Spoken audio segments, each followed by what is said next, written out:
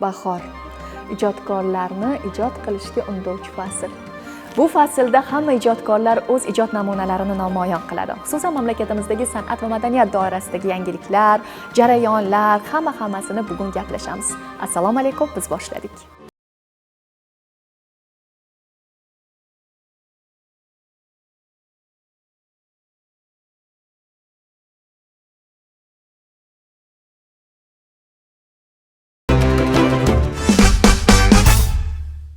...2026 yil 24 fevral kuni davlatimiz rahbari Shavkat Mirziyoyev bir qator ilg'or muvaffaqiyatga erishgan yoshlar bilan uchrashuv o'tkazdilar. Tabiiyki ular orasida san'at va madaniyat doirasida vakillari ham bor edi. Ularning ijodi, iste'dodi davlatimiz rahbarini befarq qoldirmadi. Ko'rding qanday yoshlarimiz o'sib kelyapti.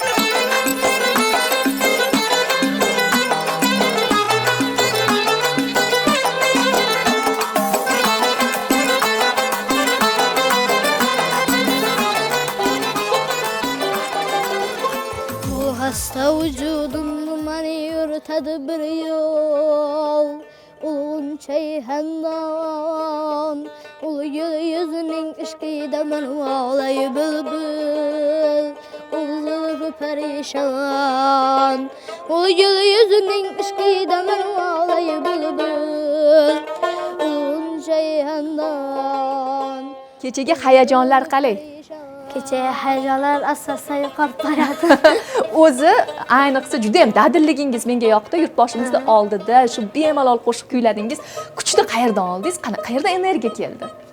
Endi energiya shu zalda o'tirgan odamlar qarsak chalishi. Lekin o'sha yerda zo'rg'a o'zim ushlab turdim, hayajon juda baland edi. Ichimda saqlab turdim. Xato qilib qo'ysam-chi degan keng bir shu keldi. Xato qilib qo'ysam nima bo'ladi ekan deb. Komiljon Otaniyozovning qo'shig'ini kuylash xayolingizga qayerdan kelib qoldi? Senaryoda tayyorlangan edi.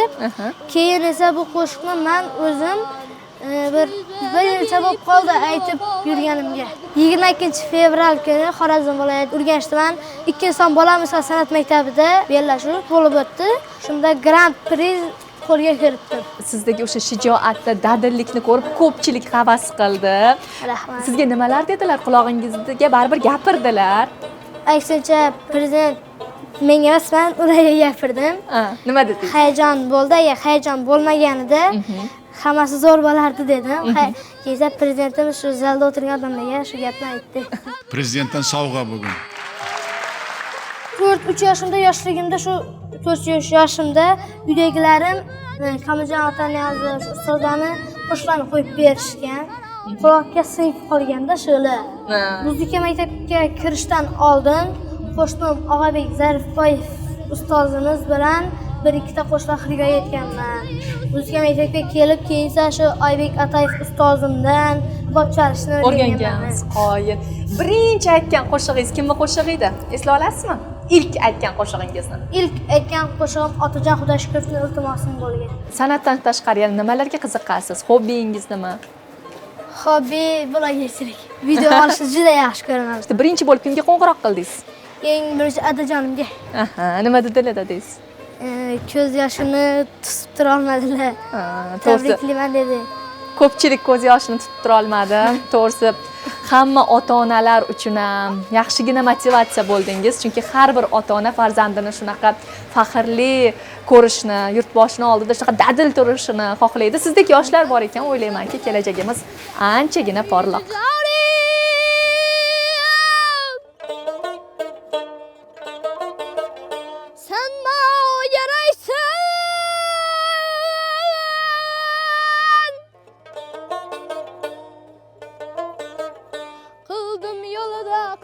Kabul eymay salaban canımla kurban. Tasviriy san'at, adabiyot bizni yanada tarixga yaqinlashtiradi. Bo'lib o'tgan voqealarni ko'z o'ngimizda jonlantiradi. O'tgan kunlar asari hammangizga ma'lum. O'qiganmiz, kinosini ko'rganmiz, spektakllarga borganmiz. Endi esa o'tgan kunlar asarini tamomila o'zgacha shaklda ko'rishingiz mumkin.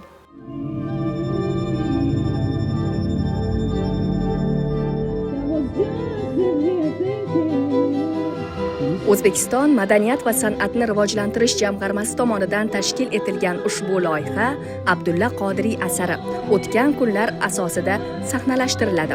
Romanning boy tarixiy va insoniy ma'nosi sahnada jonlanadi. Muhabbat, do'stlik, sadoqat va o'zbek jamiyatining ijtimoiy hayoti melodiyalar va dramatik ijrolar orqali ifodalanadi.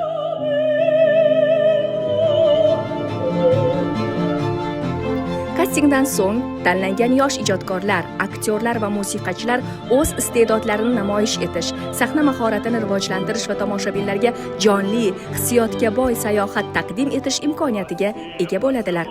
Siz ham san'atning qudratini his qilmoqchi bo'lsangiz, kasting natijalari bilan qiziqsangiz, bizni kuzatishda davom eting va spektakl yangiliklaridan, ish jarayonlaridan xabardor bo'ling.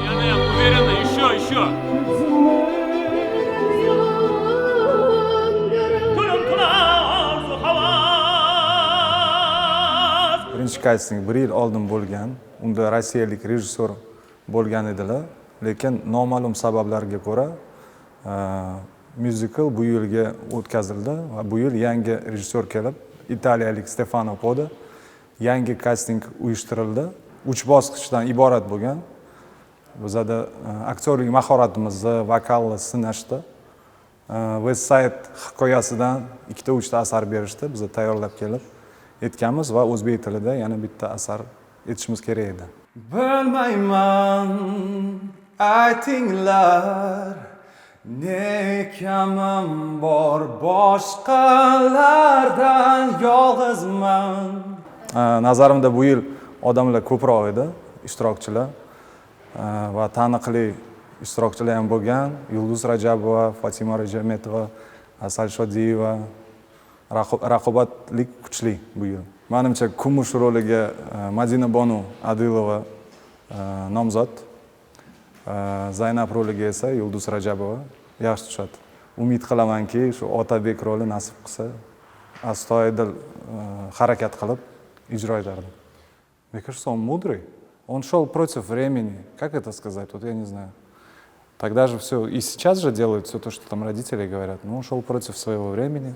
Toshdan qattiqdir qahrim, men makorman.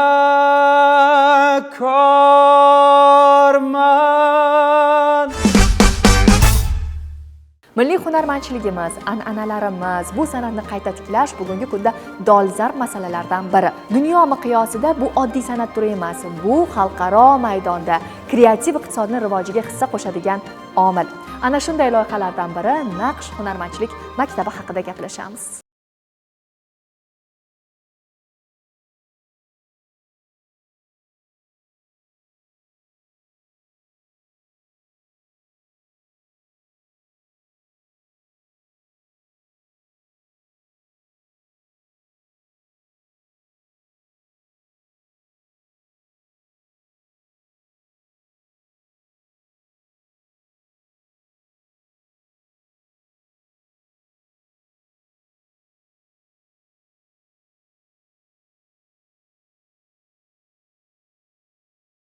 Xizmat qilmoqda. Okay, so we have come to the end of our 3 weeks together. 3 hafta oldin biz bu yerda birinchi marta uchrashganimizda tabiat geometriyasini o'rganishni boshlagan edik. Biz tabiatga qaradik, gullarni kuzatdik va ularning tuzilishini tushunishga harakat qildik. Keyinchalik biz bu gullarni soddalashtirib, stilizatsiya qilingan shakllarga aylantirdik. Shunday qilib, biz tabiatdan boshladik va asta-sekin uning asosidagi shakl va tuzilmani tushunishga o'tdik. Geometriya bu hammamizni birlashtiradigan umumiy til va nihoyat biz bularning barchasini birlashtirib bugungi natijaga erishdik. Bu ishni bir kishi qilgani yo'q. Bu barchamizning umumiy mehnatimiz. Biz buni birgalikda yaratdik. Shu bilan birga biz 400-500 yil oldin yashagan ustalarga ham minnatdorchilik bildirishimiz kerak. Biz ularning ishlarini o'rgandik. Ularning naqshlari va fikrlaridan ilhom oldik. Go'yo biz ular bilan vaqt orqali suhbatlashgandek bo'ldik. Shunday ekan, biz nafaqat bir-birimizga, balki bizdan oldin yashagan ustalarga va shu madaniyatga ham rahmat aytamiz. Bu juda muhim va juda go'zal holat. Bu ezgu yo'lda xalqaro hamkorlik alohida ahamiyatga ega. Qirollik jamg'armasi huzuridagi an'anaviy san'at maktabi ko'p yillardan buyon ana shu san'atni tiklash, saqlash va yangi avlodga yetkazish yo'lida faoliyat yuritib kelmoqda. Ana shunday hamkorlik samarasi sifatida tashkil etilgan Naqsh hunarmandchilik maktabi esa O'zbekistonning qadimiy, badiiy an'analarini zamonaviy ijodiy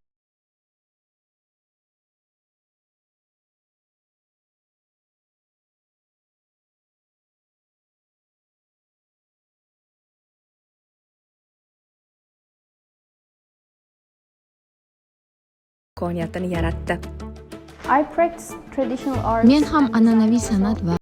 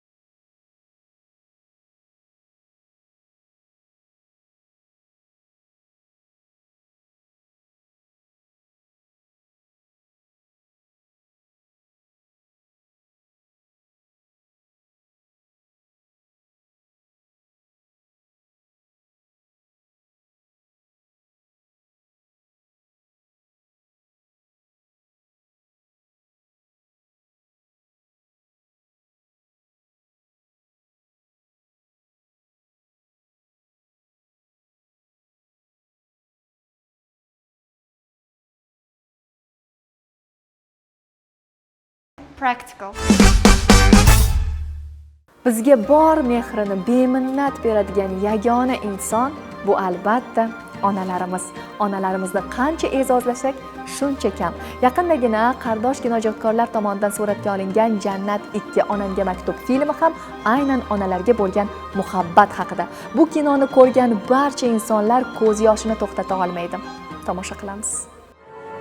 Mening ham orzularim bor edi. Shu ulkan tog'lardan u yog'ini ko'rsaydim. Kitobdagi shaharlar, poyezdlar, muallimlar bari tunu kun tushimga kiradi. Tushimga kirganlarni kitoblardan topdim.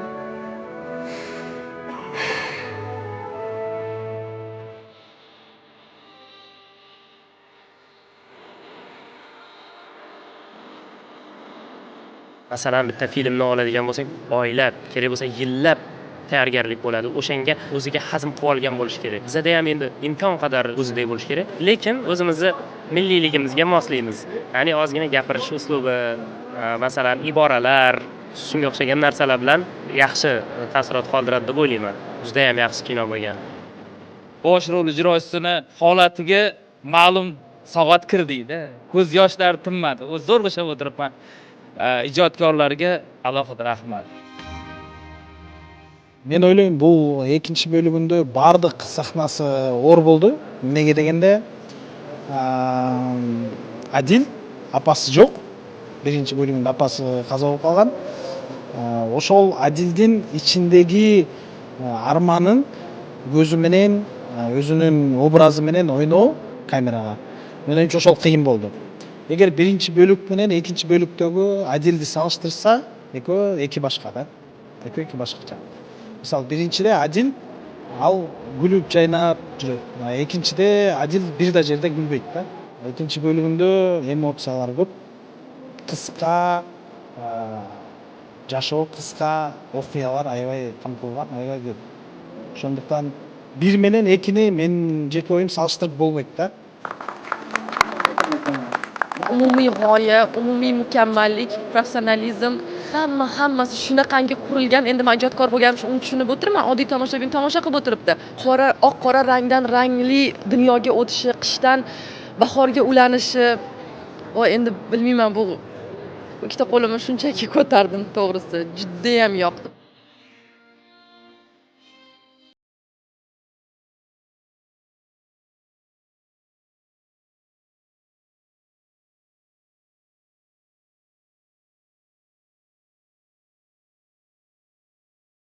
Bugun o'zbek san'ati yangi bosqichda, an'ana va innovatsiya tutashgan nuqtada yangi avlod ijodkorlari shakllanmoqda. Bugun bu ovoz yanada ishonchli, yanada dadil yangramoqda. Hozircha sizlar bilan xayrlashamiz. Omon bo'ling.